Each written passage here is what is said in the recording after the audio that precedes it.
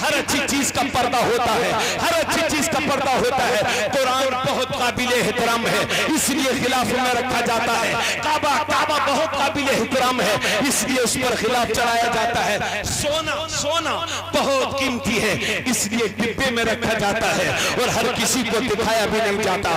तो हर कीमती चीज का पर्दा होता है। मेरी बहन, इस्लाम की नजर में तुम बहुत कीमती हो, अपने माँ बाप के लिए बहुत कीमती हो, इसलिए इस्लाम तुम्हें पर्दे में रखना चाहता है और अपने इस पर्दे को तुम दिल से कबूल कर लो।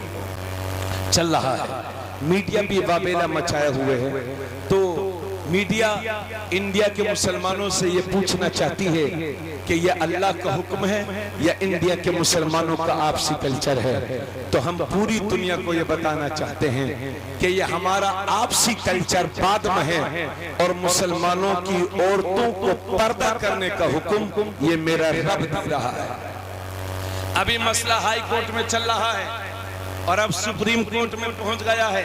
रात में तकरीबन फैजाबाद शहर चौक में बहुत सारे अधिकारी थे और दर्जन भर पुलिस वाले थे मौजूद और चारों तरफ से मुसलमान, गैर मुस्लिम, हर अकीदे, शिया, सुन्नी, देवबंदी, वहाबी, हिंदू और दूसरे फिरकों के लोग सबके सब सुन रहे थे। मैंने वाज़ेह तौर पर अर्ज किया था, न शर्माने की जरूरत है, न घबराने की जरूरत है। मैं अर्ज कर रहा हूँ, मसला चाहे हिजाब का सुप्रीम कोर्ट में चले, चाहे हाई कोर्ट में, हाई कोर्ट का क्या ऑर्डर आता है वो हमने जान लिया, सुप्रीम कोर्ट का क्या ऑर्डर आएगा हमारे भूकला उसके बारे में गौर व फिक्र कर लेंगे। लेकिन एक मुसलमान के घर की औरतों के लिए अल्लाह का क्या हुक्म है, उस पर हम सबको अमल करना होगा। कुरान का हुक्म हमारे लिए सबसे ज्यादा अहमियत का हामिल है।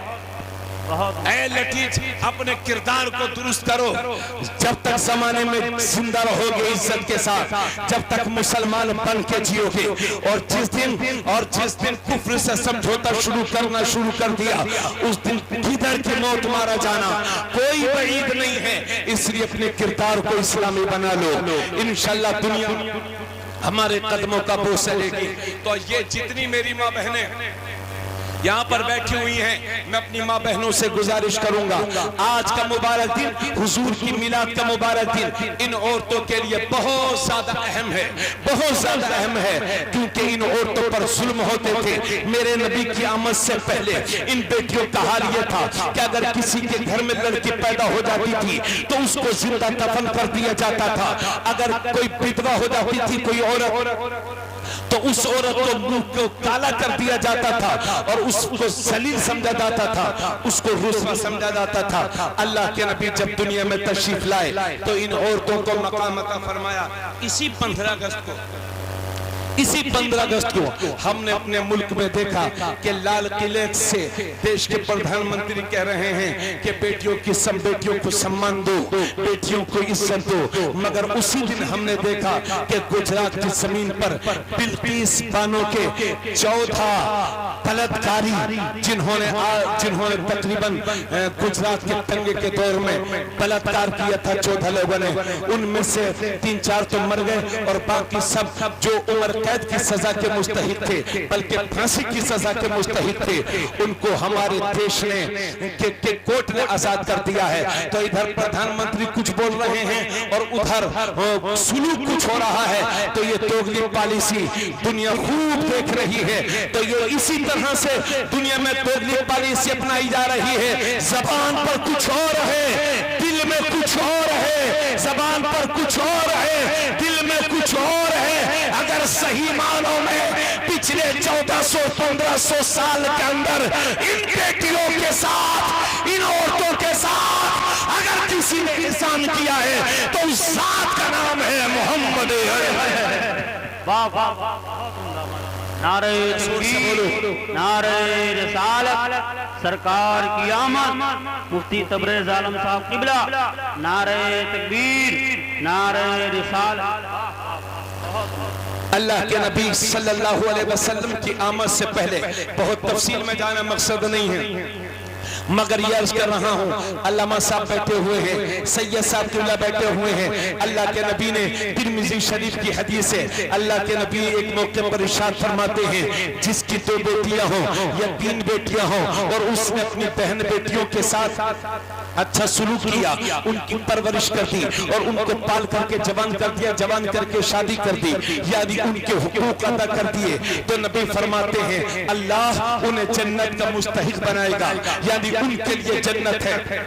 मेरे नबी इरशाद फरमाते हैं मन तुलिया बिशैइन मिनल बनात फसब्र अलैहिन्ना कुन्ना लहू हिजाबम मिनन नार। अल्लाह के नबी फरमाते हैं अल्लाह ने जिन्हें बेटियां दी और उसने बेटियों पर सब्र किया, अल्लाह ने जिन्हें बहनें दी और उसने बहनों पर सब्र किया, आका फरमाते हैं उसकी ये बेटियां या उसकी बहनें जहन्नम कयामत के दिन उसके लिए जहन्नम से पर्दा बन जाएंगी। अल्लाह के नबी इरशाद फरमाते हैं ए लोगों, जब भी कोई चीज खाने पीने की अपने घर लाया करो तो पहले अपने बेटों को न दिया करो, अपनी बेटियों को दिया करो। ये मेरे पैगंबर फरमाते हैं कि पहले कोई चीज लाया करो तो फिर बेटों को न दिया करो, पहले बेटियों को दिया करो, बेटों को बाद में दिया करो, क्योंकि इन बेटियों के दिल बड़े नर्मो नाजुक होते हैं, ये दूसरे के घर की हो जाएंगी। इसलिए अल्लाह के नबी फरमा रहे हैं पहले इनको दो, बाद में बेटियों को दो। तो मेरे दोस्तों, अल्लाह के नबी फरमाते हैं कि ये बेटियां जहन्नम से बचने का जरिया है, ये बेटियां जन्नत में जाने का जरिया है। क्या समझते हो आप? अभी चंद महीने पहले अपने मुल्क का सुप्रीम कोर्ट कहता है कि इस मुल्क में, हिंदुस्तान में बाप की जायदाद में बेटियों का हक है। ये सुप्रीम कोर्ट कहता है।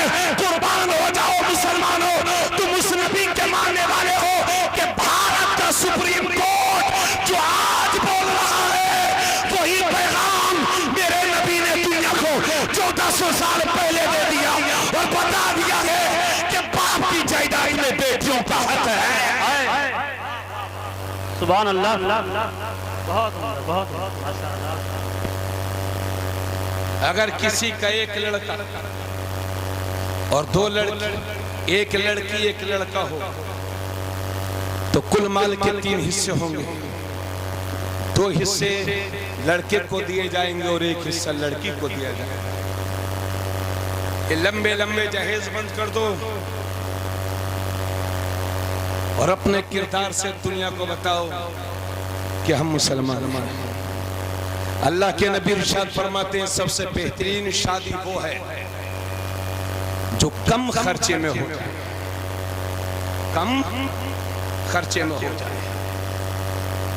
रो रहे हैं लोग, गरीब लोग आंसू बहा रहे हैं रात में, छुप छुप के रो रहे हैं। बेटियां जवान हैं, इज्जत का खतरा है। मेरे मौला मेरी बेटियों की इज्जत रख लेना। कौन है इसका जिम्मेदार? अरे अब्दुल रहमान की बेटी किसी पंडित के घर थोड़ी जाएगी, मुसलमान के घर ही दिया है।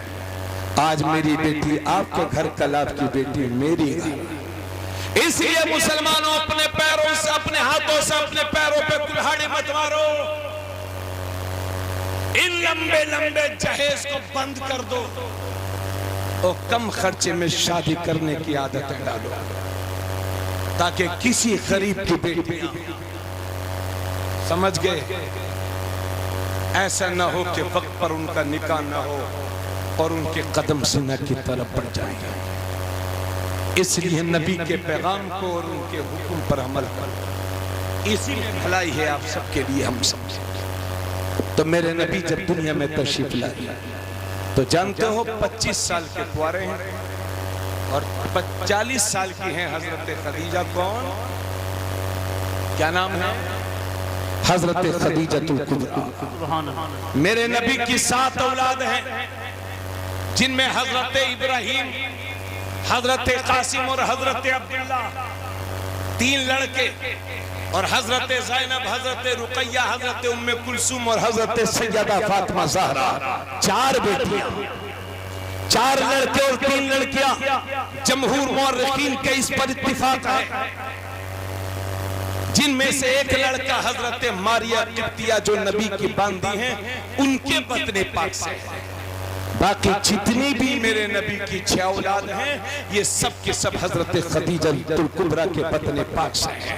तो मेरा नबी 25 साल की उम्र में जब पहला निकाह करता है तो किसी मक्के की कुंवारी लड़की से नहीं करता, बल्कि 40 साल बेवा हजरत खदीजा कुबरा से करता है। और हजरत खदीजा कुबरा एक शोहर से बेवा नहीं थी, बल्कि 2 शोहरों से बेवा थी हजरत खदीजा।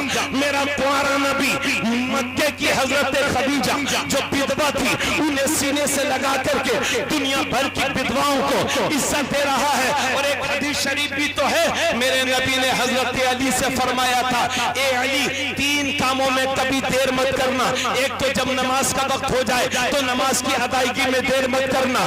दूसरी बात यह है कि अगर किसी बेवा का, किसी विधवा का अगर मुनासिब रिश्ता मिल जाए तो उसका निकाह करने में देर मत करना। और अगर किसी का जनाजा हाजिर हो तो उसकी नमाज जनाजा पढ़ने में देर मत करना।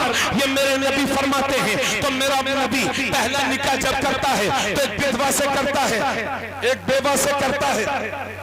लेकिन मेरे भाइयों, ए नौजवानों, आज गैर मुस्लिमों के बच्चे तुमसे मजे लेते हैं, तुम्हें चिढ़ाते हैं और तुमसे कहते हैं तुम्हारे नबी ने तो 11 शादियां की हैं, तुम्हारे नबी ने तो 11 निकाह किए हैं। तो इन जालिमों को बता दो, झूठे इतिहास लिखने वालों को बता दो, अफवाहें फैलाने वाले को बता दो कि आज भी अरब के कल्चर में यह बात है कि एक शादी पर इक्तिफा नहीं करते, 4 शादियां होती हैं। और क्यों अरब की बात करते हो? जाओ अमेरिका में जा करके देख लो, हर 2-3 साल बीवियां बदलते रहते हैं वो अंग्रेज। वो तन के भी गोरे और मन के काले, वो बीवियां बदलते रहते हैं। जिस जमाने में अल्लाह के नबी ने 11 निकाह किए हैं, उस जमाने में अरब के लोग 50-50 शादियां किया करते थे। ये मेरे नबी का एहसान है कि उन्होंने सिर्फ 11 शादियां ही की हैं, 11 निकाह ही किए हैं। मगर आपको यह भी पता होना चाहिए कि मेरे नबी ने जो 11 निकाह किए हैं उसकी वजह यह है कि जब तक हजरत खदीजा कुबरा मेरे नबी के निकाह में थी, मेरे नबी ने कोई दूसरा निकाह नहीं किया। और नबी की सारी औलाद सिवाय हजरत इब्राहिम के उन्हीं से है। लेकिन जब हजरत खदीजा का विसाल हो गया तब मेरे नबी ने दूसरे निकाह किए हैं, क्योंकि अरब के कल्चर में यह बात थी कि वो रिश्तेदारी के लिए बहुत मरते थे। तो अल्लाह के नबी बार निकाह कर कई निकाह फरमाए हैं ताकि रिश्तेदारी बढ़े, इस्लाम बढ़े, रिश्तेदारी बढ़े, इस्लाम बढ़े। तो रिश्तेदारी को इसलिए बढ़ाया ताकि इस्लाम बढ़े। तो मेरे इन बच्चों से कहा जाता है तुम्हारे नबी ने तो 11 शादियां की हैं, तुम्हारे नबी ने तो 11 निकाह किए हैं। ये शर्म की वजह से मुंह छुपा करके घरों में आ जाते हैं। ए मेरी कौम के नौजवान, शर्मा मत, अफसोस मत कर। अगर कोई कहे कि तुम्हारे नबी ने 11 शादियां की हैं तो उसका क्या जवाब है तुम्हारे पास? एक जवाब, और पहला जवाब ये है जो उसे चिढ़ा करके सीधे दो जिले पार कर दे। वो कहे तुम्हारे नबी ने 11 शादियां की हैं तो मुस्कुरा के कहना कि हाँ हमारे नबी ने शादी ही तो की है, बलात्कार करके जेल थोड़ी गए थे, जिना करके जेल थोड़ी गए थे। दूसरी बात, दुनिया को यह भी बता दो कि मेरे नबी ने जो 11 निकाह किए हैं, जो 11 शादियां की हैं, उनमें सिर्फ एक ही कुंवारी थी, उनका नाम है हजरत आयशा। बाकी जितनी थी या तो मुतल्लका या बेवा। मतलब ये है कि जिसका सहारा रूठ गया उसे मदीने वाले ने सहारा दे। वाह वाह वाह, बहुत। तो मेरी बहनों, अब सुनो तुम, अल्लाह छोड़ो झंझट।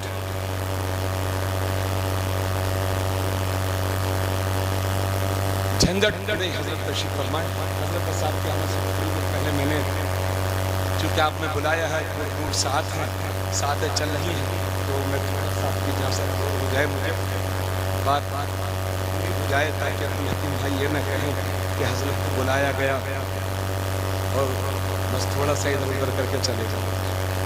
दुरूद शरीफ पढ़ें।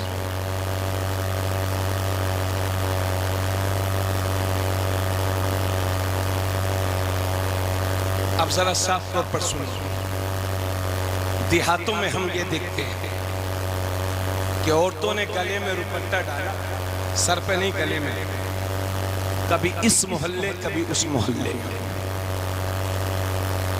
और कभी खेत जा रही है। अरे गुर्बत दुनिया ने बहुत देखी है, समझ गए? मेरी माँ, हम लोग भी बहुत गरीब हैं, खैर मैं अपनी माँ की क्या बात करूँ, जब हजरत बैठे मैं ये अर्ज कर रहा हूँ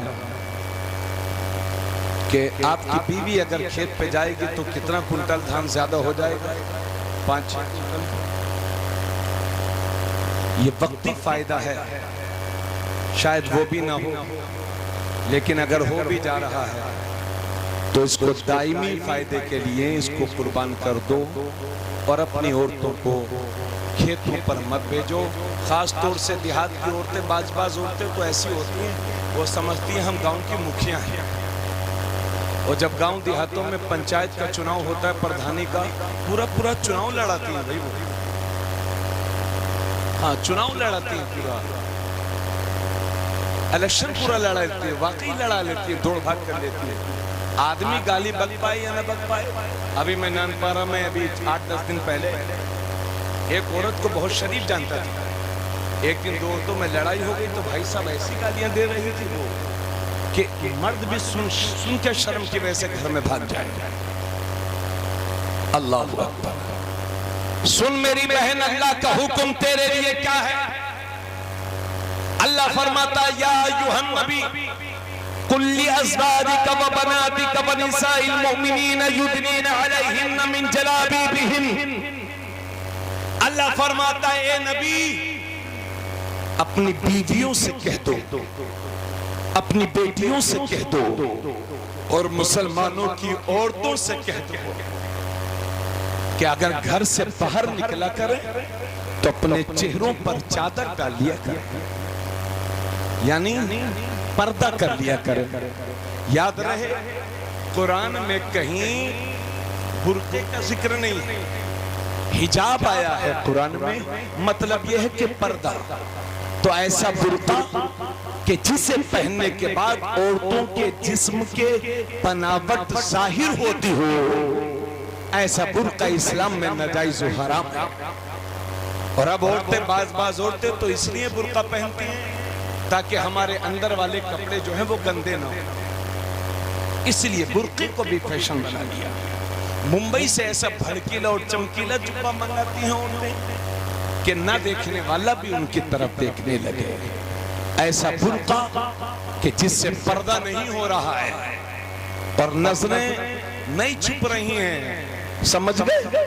नजरों पर उस बुर्के के जरिए कंट्रोल नहीं है, तो ऐसे बुर्के की इस्लाम में कतई इजाजत नहीं है। अल्लाह ने फरमाया इन औरतों से कह दो, सुनो मेरी माँ बहनों, इन औरतों से कह दो कि ये अगर किसी जरूरत से बाहर निकला करें तो फिर पर्दा डाल लिया करें, चेहरे पर कपड़ा डाल लिया करें, चेहरे को ढक लिया करें। इसका यह मतलब भी नहीं है कि बुर्का ओढ़ लिया, अब मार्केट में जाओ और नजरों से नजरें मिलाती रहो, अजनबी मर्दों के साथ नजरें मिलाती रहो। अल्लाह ने इस पर भी ताकीद के साथ हुक्म फरमाया। सूरे नूर पारा नंबर 18, अल्लाह ने इन औरतों के लिए हुक्म फरमाया वकुल्लिल मुमिनात यग़ुदुदन मिन अबसारिहिन्ना वयहफ़ज़न फ़ुरूजहुन्ना वला युब्दीन ज़ीनतहुन्ना इल्ला मा ज़हरा मिन्हा वलियज़रिबन बिख़ुमुरिहिन्ना अला जुयूबिहिन्ना। सुन मेरी बहन, अल्लाह फरमाता है, आप भी सुनो, अल्लाह फरमाता है, आप ये मत सोचना कि ये औरतों की बातें हैं वो सुनेंगे, हम क्यों सुनेंगे? अरे जिस घर का मर्द ही बिगड़ा हुआ हो, उस घर की औरतें भी बिगड़ी हुई होती हैं, और जिस घर का मर्द अच्छा है तो उस घर की औरतें भी अच्छी होती हैं। अल्लाह ने, तवज्जो चाहूंगा पूरे मजमे की, अल्लाह ने अपने नबी को हुक्म फरमाया, ए नबी इन मुसलमान औरतों से कह दो, इन मुसलमान औरतों से कह दो कि अपनी निगाहों को नीचे रखा करें और अपनी शर्मगाहों की हिफाजत किया करें और अपने मेकअप को, अपनी जीनत को दूसरों पर जाहिर न करें मगर जितनी खुद जाहिर हो। वलियज़रिबन बिख़ुमुरिहिन्ना अला जुयूबिहिन्ना, और अपने गले में दुपट्टा डाल दिया करें। ये अल्लाह ने हुक्म फरमाया, यानी सिर्फ बुर्का पहन लेना काफी नहीं है बल्कि नजरों को नीचे रखने का हुक्म है। अजनबी मर्दों की तरफ नजर मत उठाओ मेरी बहनों, ये अल्लाह ने तो तुम्हें हुक्म फरमाया है। कि नजरें नीची रखें, मगर बाज मुसलमानों के हाल तो ये है कि जेब में 2 रुपया आ गया तो उनकी खोपड़ियां ही खराब हो गई और कहते हैं ये जो पर्दा है ये तो मौलवियों के घरों में होता है, ये मौलवी ओल्ड मॉडल है, ये पुराने दिमाग के मौलवी हो गए हैं, नई दुनिया में क्या हो रहा है इन मौलवियों को पता ही नहीं है। वो कहते हैं ये मौलवियों के घरों का है बस, और कुरान में इसका कोई हुक्म नहीं है, बस इंसान का दिल साफ होना चाहिए, नजरों का पर्दा नहीं होता। ये आजकल का मॉडर्न मुसलमान कहता है, यही कहता है ना कि इन मौलवियों को कुछ नहीं पता, ये मौलवी पुराने दिमाग के हैं। तब उसको होश आता है जब करोड़पति की बेटी, जिसका नाम मुसलमानों की ना औरतों के नाम पे था, जब सीता बनती है तब इस करोड़पति को होश आता है। क्या हमारे उलमा सही कह रहे थे? पिछले 2 महीनों से भाई साहब मेरे पास बच्चों के फोन आते हैं, कहते हैं हजरत खुदा के वास्ते बयान कर दीजिए, मुसलमानों की बेटियां गैर मुस्लिमों के साथ भाग भाग करके जा रही है। अगर एक बेटी किसी गैर मुस्लिम के साथ, अल्लाह न करे आपके इलाके की गई है या किसी गई है, समझ गए तो ये मत समझना सिर्फ एक मुसलमान की गई है, सारे मुसलमानों की इज्जत को मिट्टी में मिला दिया है, सारे मुसलमानों की इज्जत को मिट्टी में मिला दिया है। इसलिए मेरे भाइयों, इन औरतों से कहो कि नजरों को नीची रखा करें। और लोग ये कहते हैं सब दिल का पर्दा होना चाहिए, आंखों का पर्दा नहीं होता, यही बोलते हैं ना, दिल का पर्दा होना चाहिए, आंखों का पर्दा, दिल अच्छा होना चाहिए, आंखों का पर्दा नहीं होता। और मैंने तो कितने दाढ़ी मुंडे समझे गैर मुस्लिमों को देखा, उन्हीं को ज्यादा देखा। वो क्या कहते हैं, ये मुसलमान पागल है, अपनी औरतों के लिए अपने घर ही को इन्होंने जहन्नम बना दिया है।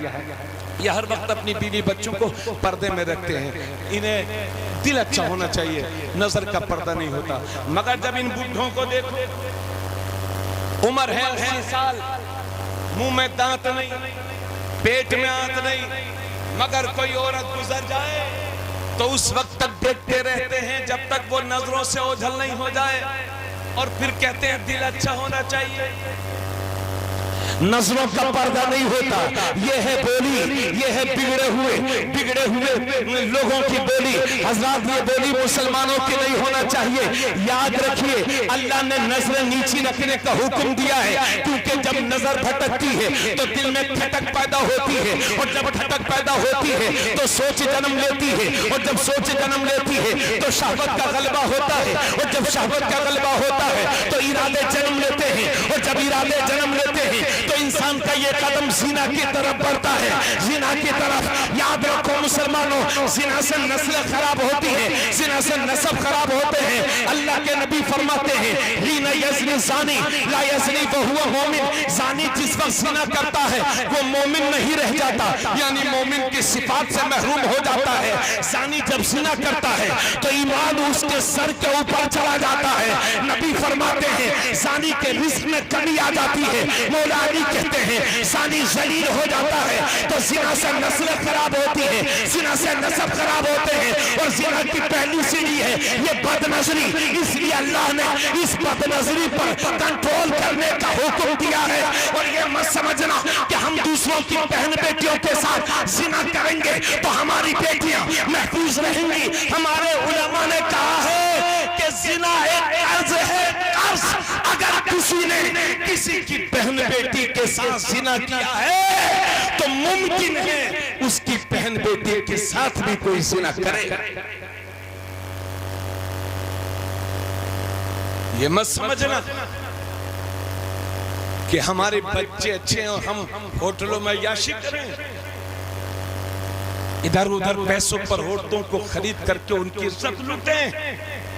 इस धोखे में मत रहना। इसलिए अगर अपनी बेटियों की इज्जतें महफूज चाहते हो तो दूसरे की बहन बेटियों पर गलत नजर मत डालना। मुसलमान बन जाओ, नाजुक ज़माना आ गया है।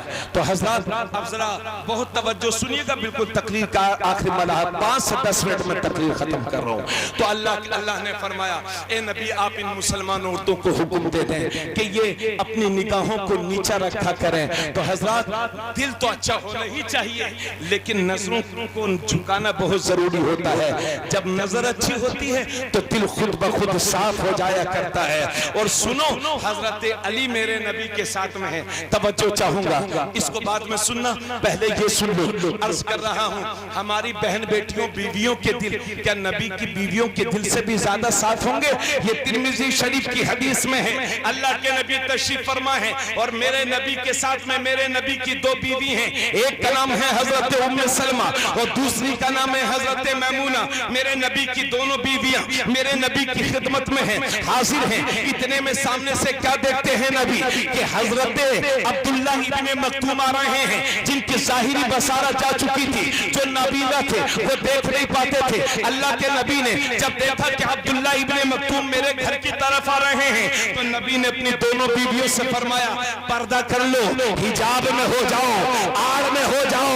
तो हजरत उम्मे सलमा अर्ज करती हैं, हजरत उम्मे सलमा अर्ज करती हैं, अल्लाह के नबी ने फरमाया आड़ में हो जाओ, पर्दा कर लो, क्योंकि अब्दुल्ला इब्ने मक्तूम आ रहे हैं, अब्दुल्ला इब्ने मक्तूम हमारे घर की तरफ आ रहे हैं। तुम पर्दे में हो जाओ, तुम आड़ में हो जाओ, तुम हिजाब में हो जाओ। तो हजरत उम्मे सलमा से रहा ना गया, अर्ज करती है, या रसूल अल्लाह, ये अब्दुल्ला इब्ने मक्तूम ही तो है, ये नाबीना है, ये हमें देख थोड़ी रहे हैं। तो नबी फरमाते हैं, उम्मे सलमा अगर ये तुम्हें नहीं देख रहे तो तुम तो इनको देख रही हो।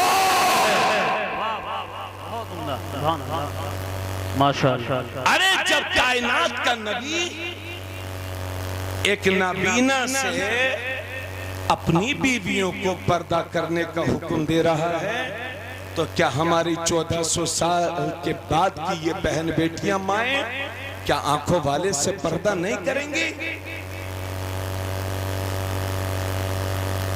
सुन लो, इसके बाद भी अगर कोई ये कहे कि नजर का पर्दा होता है, दिल का पर्दा होता है ना, दिल अच्छा होना चाहिए, आंखों का पर्दा नहीं होता, तो कुरान के नस का ये इनकार है इनका। हजरत बैठे हैं, ऐसे शख्स को गुमराह कहा जाएगा और हो सकता हमेशा के लिए जहन्नमी हो जाएगा, क्योंकि अल्लाह ने नजरें नीचे रखने का हुक्म दिया। इसका यह मतलब नहीं है कि औरतें नजरें नीचे रखें और ये भाई साहब नजरें उठा उठा के देखते रहे। इसलिए अल्लाह ने औरतों को भी पर्दे का हुक्म दिया है और मर्दों को भी पर्दे का हुक्म दिया है। अब मर्द अपना पर्दा सुन, ये आयत नंबर जो मैंने पढ़ी थी वो 31 और अब जो पढ़ रहा हूं वो आयत नंबर 30, यानी अल्लाह ने औरतों को नजरें नीची रखने का बाद में हुक्म दिया है और पहले नजरें नीची रखने का मर्दों को हुक्म दिया है। अल्लाह फरमाता है सूरे नूर आयत नंबर 30, अल्लाह फरमाता है वकुल लिल मुमिनीन यगुद्दू मिन अबसारिहिम वयहफजू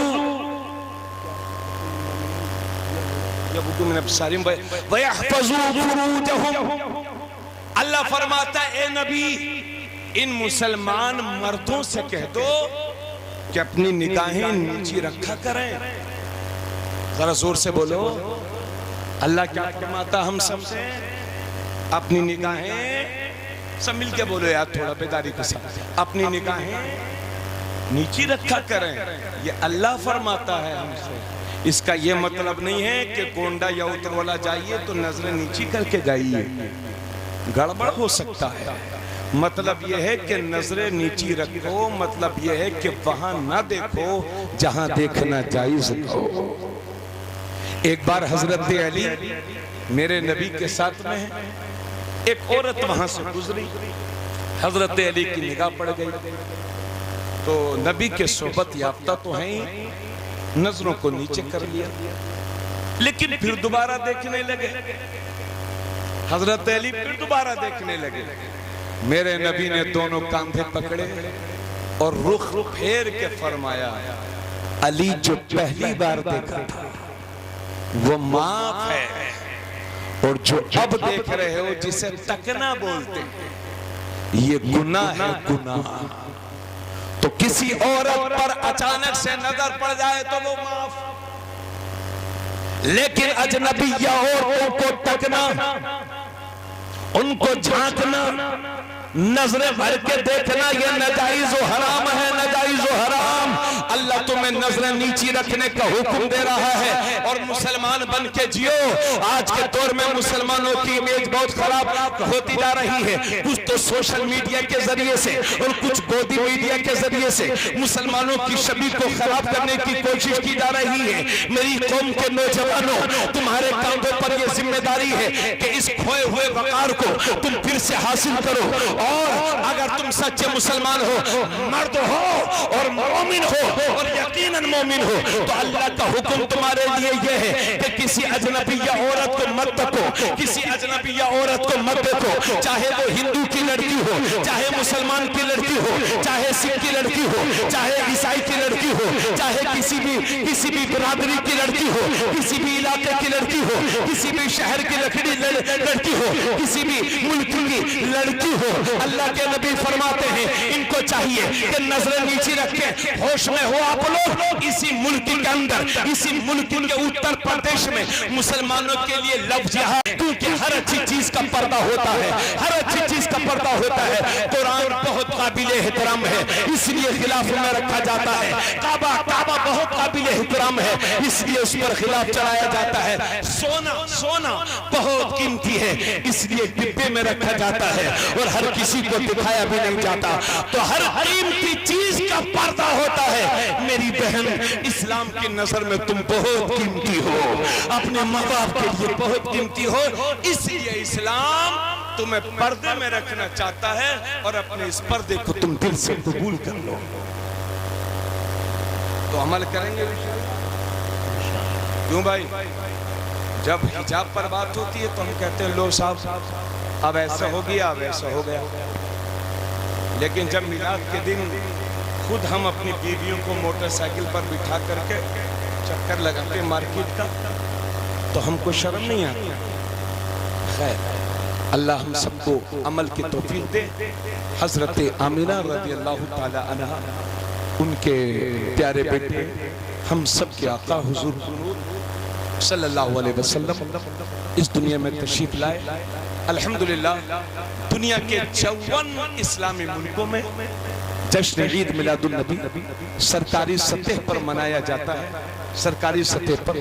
और अपने मुल्क हिंदुस्तान में भी सरकारी सतह पर तो नहीं मनाया जाता, लेकिन गवर्नमेंटी लेवल से हमारी हुकूमत 12 रबीउल अव्वल शरीफ को पूरे मुल्क में छुट्टी रखती है। यानी हमारा पूरा मुल्क भी नबी का मिलाद मनाता है। क्योंकि बहुत सारे वाक़यात आप सुन चुके, इसलिए मैं उनके बाद उन बातों को नहीं दोहराऊंगा और बस ये कहकर के आपसे रुखसत हो रहा हूँ कि हजरत आमिना फरमाती हैं, हजरत उस्मान बिन अबिल आस कहते हैं कि मेरी माँ हजरत आमिना के पास उस वक्त थी। उनकी माँ ने उन्हें बताया, हजरत उस्मान बिन अबिल आस को बताया कि जब नबी दुनिया में तशरीफ लाने वाले थे तो मैं हजरत आमिना के पास थी। मैं क्या देखती हूँ कि आसमान के सितारे उन हुजूर के घर के करीब हो रहे हैं और ढलक ढलक करके नीचे आ रहे हैं। ऐसा लगता था कि सितारे मेरे ऊपर आकर के गिरेंगे। और हजरत उस्मान की वालिदा कहती हैं कि जब नबी दुनिया में तशरीफ लाए तो ऐसा नूर निकला, ऐसा नूर निकला जिससे मशरिक और मगरिब रोशन हो गए। हजरत अब्दुर्रहमान इब्ने औफ की माँ हजरत शिफा उस वक्त वही थी। वो भी कहती हैं जब नबी तशरीफ लाए तो पूरी दुनिया रोशन हो गई। हजरत आमिना कहती हैं जब मेरा बेटा दुनिया में तशरीफ लाया, सुभान अल्लाह, तो इस शान के साथ लाया कि जब वो आए नहीं थे, जब वो मेरे पेट में थे, तो औरतों को हमल के दौरान जो दिक्कतें पेश आती हैं वो दिक्कतें मुझे बिल्कुल भी पेश नहीं आई। हजरत आमिना कहती हैं जब मेरा बेटा दुनिया में तशरीफ लाया तो मुझसे ऐसा नूर निकला जिसकी रोशनी में मैंने मक्के से मुल्क शाम यानी मुल्क सीरिया के बाजार को देख लिया, वहां के महल्लात को देख लिया। हत्ता के एक रिवायत में क्या आता है, हजरत आमिना कहती हैं कि बसरा में जो ऊंट चल रहे थे उन ऊंटों की गर्दनें हजरत आमिना तो मक्के से नजर आ रही थी। सुभान अल्लाह। हजरत आमिना का वो मुबारक बेटा दुनिया में तशरीफ लाने वाला है। आमिना फरमाती है जब मेरे नबी दुनिया में, जब मेरा बेटा दुनिया में तशरीफ लाने वाला था तो 3 झंडे फरिश्ते लेकर के आए। एक झंडा काबे की छत पर लगाया, एक झंडा बैतुल मुक़द्दस की छत पर लगाया और एक झंडा हमारे घर की छत पर लगाया। हजरत आमिना कहती है जब मेरा बेटा दुनिया में तशरीफ लाने वाला था तो हजरत जिब्राइल एक शरबत लेकर के मेरे पास हाजिर हुए और अर्ज फरमाते हैं आमिना शरबत पी लो। हजरत आमिना कहती है वो शरबत दूध से ज्यादा सफेद था, शहद से ज्यादा मीठा था, मुश्क से ज्यादा खुशबूदार था। हजरत आमिना कहती है आमिना, हजरत जिब्राइल कहते आमिना पी लो, तो हजरत आमिना पी लेती है। हजरत जिब्राइल कहते और पी लो, हजरत आमिना और पी लेती है। उसके बाद हजरत जिब्राइल हाथ बांध करके खड़े हो जाते हैं, अर्ज करते हैं इज़हर या सय्यदल मुरसलीन, इज़हर या रहमतल लिल आलमीन। ए मदीने वाले अब तो आ ही जाओ, ए नबियों के सरदार अब तो आ ही जाओ, ए नबियों के सरदार अब तो आ ही जाओ, ए मोहसिन इस्लाम अब तो आ ही जाओ। और जब मेरे नबी तशरीफ लाए तो इस शान के साथ तशरीफ लाए कि दुनिया के जितने बच्चे आते हैं तो साथ में गंदगी लाते हैं, मेरे नबी साथ में खुशबू हुई खुशबू लाए। जब और बच्चे आते हैं तो नाफ, उनकी नाफ से जो हिस्सा मिला रहता है उसको काटा जाता है, लेकिन मेरे नबी नाफ बुरीदा तशरीफ लाए, नाफ कटे हुए तशरीफ लाए। और बच्चों की खतना कराना पड़ती है, लेकिन मेरे नबी जब तशरीफ लाए तो खतना शुदा तशरीफ लाए। और मेरे नबी, हजरत आमिना कहती है जब मेरे नबी तशरीफ लाए तो पैदा होने के बाद नीचे की तरफ सजदे में सर रख करके मेरा नबी अपनी उम्मत के लिए दुआएं करता है। इस शान के साथ हमारे नबी तशरीफ ला रहे हैं कि बरेली वाले इसीलिए बोल पड़े सुबह तैबा मैं हुई बढ़ता है बाड़ा नूर का, सदका लेने नूर का आया है तारा नूर का। मुस्तफ़ा जाने रहमत को सलाम, शमे बस में हिदायत को सलाम। माफ़ी चाहूँगा सैयद साहब, माजरा चाहूँगा, आप मेरे बहुत करम फरमा है इसलिए मैंने आपको इतनी ज़हमत दी। माशाल्लाह बड़ी मोहब्बत करते हैं, अल्लाह ने बड़ी इज्जतों से नवाजा है। माशाल्लाह दिल्ली की बड़ी बड़ी कॉन्फ्रेंस में सरपरस्ती करते हैं और माशाल्लाह मुल्क के बहुत सारे हिस्सों में लोग बड़े शौक व शौक से बुलाते हैं। जहाँ दरसगाह के शहर से बाहर वहाँ खिताबत के भी बेताज बादशाह, अल्लाह इन्हें सलामत रखे, इनकी मोहब्बतों को सलामत रखे और नबी की इस मिलाद के हसीन मौके पर आओ मुसलमानों बैठ कर के ये अहद करें कि आज के बाद इंशाअल्लाह हम कभी नमाज नहीं छोड़ेंगे, अपनी पूरी जिंदगी को हुजूर की सुन्नत के मुताबिक जिएंगे। इस्लाम की जो इमेज खराब हो रही है इसको हम बेहतर करेंगे और दुनिया के सामने ऐसा किरदार पेश करेंगे कि दुनिया सोचने पर मजबूर हो जाए कि जब नबी का गुलाम ऐसा है तो फिर इन गुलामों का इमाम कैसा होगा। इंशाअल्लाह वाखिर दावाना अनिल हम्दुलिल्लाहि रब्बिल आलमीन। अस्सलाम वालेकुम।